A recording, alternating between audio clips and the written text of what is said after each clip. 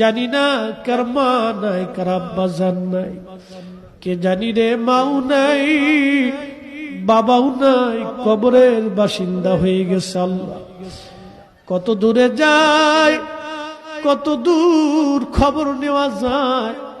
বাঁশ বাগানের নিচে, আম বাগানে, গোরস্থানে 3.5 হাত জমিনে মা ঘুমাইলো।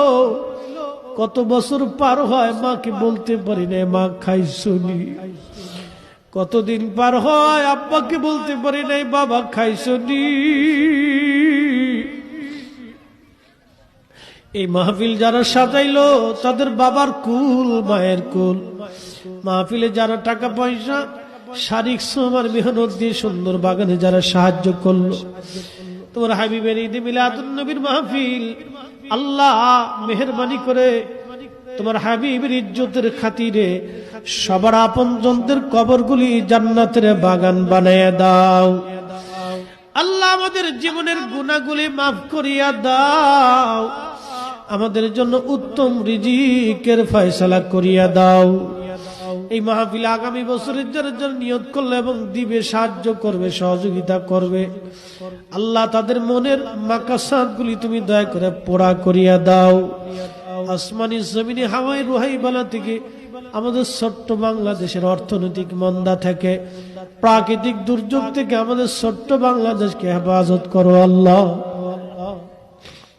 রব্বুল আলামিন হাত তুলছি, এই মাহফিল অনেক মা বোনেরা পর্দার আড়াল থেকে সহযোগিতা করছে। আল্লাহ আমার মা বোনদের দোয়া তোমার শাহী দরবারে কবুল করিয়া নাও। মুসা নবীরে করছ গো দয়া আল্লাহ, তোর পাহাড়ি ডাকিয়া আমারে নি করবা গো দয়া আল্লাহ, কবরে রাখি আল্লাহ মাফ করছনি।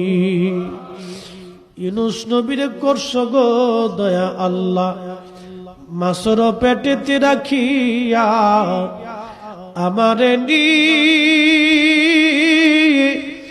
করবা গো দয়া আল্লাহ, কবরে রাখি আল্লাহ মাফ করছনি।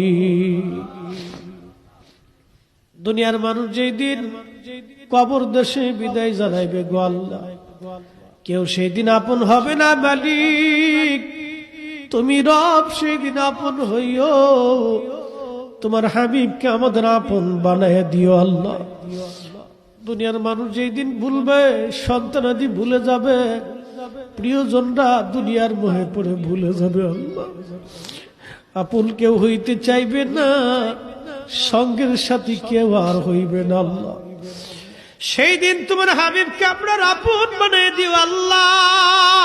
আল্লাহ তুমি তোমার বন্ধু, সেই দিন আমাদের আপন হয়ে যাইও আল্লাহ। আর সাকারাতের বিছানা আসার আগে তোমার হাবিবের জিয়ারত দানে আমাদের ধন্য বানায় দেও আল্লাহ।